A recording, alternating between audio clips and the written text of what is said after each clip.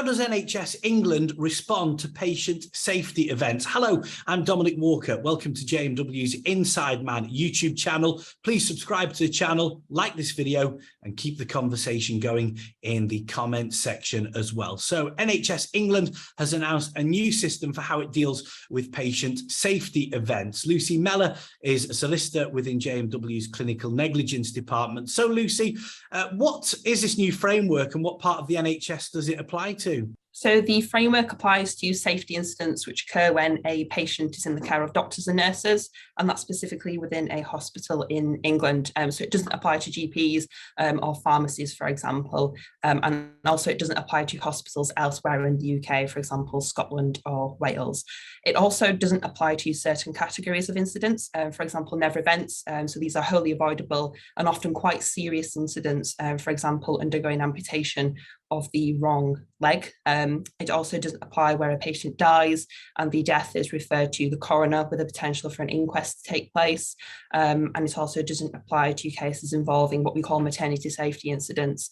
So this is where harm occurs to mother or baby, for example, stillbirth cases, cases where baby might be deprived of oxygen during their labour and they sustain brain damage as a result.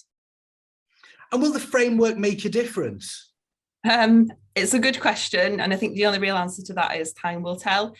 So the framework is designed to effectively standardise the investigation process throughout England. As at present, it can be a bit of a postcode lottery. So I've seen lots of investigation reports in my career so far, and there is a real disparity in terms of quality depending on whereabouts in the country the client is based. So there are some trusts out there who will carry out a comprehensive investigation. They will go through the medical records, look at everything with pretty much a fine-tooth comb and really get to the crux of what went wrong and how they can prevent those issues from reoccurring in the care of patients in the future. And for those who do want to pursue litigation, for those who do come to a solicitor like me, those investigation reports, the good quality investigation reports, can make a real difference and can make the litigation process a lot smoother. And there are other trusts out there, however, who will produce an investigation report which amounts to no more than a few pages in length.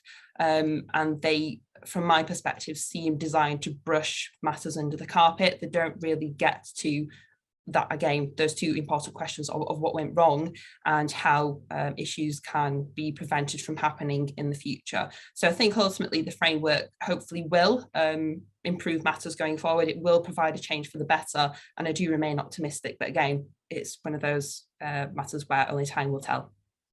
I know that you and the clinical negligence team here at JMW help a wide variety of patients who've been injured. Can you just tell me how you can help? So we are one of the best teams in the country for clinical negligence matters. We do deal with a very wide range of cases, and my colleagues and I have dealt with a lot of cases where the client has come to us following an investigation, either because they themselves have come to harm or because a loved one, their parents, their spouse has come to harm whilst they've been in hospital.